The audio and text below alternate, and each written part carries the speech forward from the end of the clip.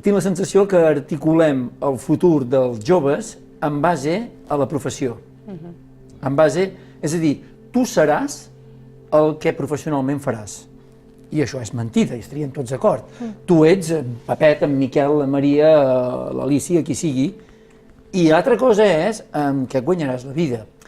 Si tu guanyes la vida i t'identifiques amb allò, és fantàstic, però això hem de reconèixer que passa poques vegades i que la majoria de la gent viu més bé, sobreviu o viu bé fins i tot, molt bé, fent una professió, però tu ets qui ets aquesta identitat que a partir de la teva capacitat i de la teva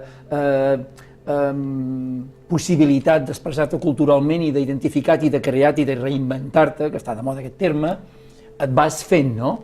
Però no té per què anar lligat amb la professió.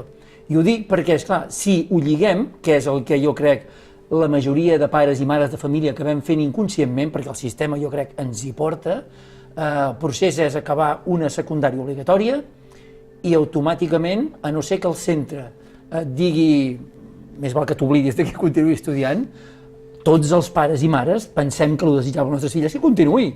I encara l'estat espanyol, evidentment, si pot, que trigui l'itinerari que porta amb portes obertes cap a la universitat. Després ja ho veurem, no?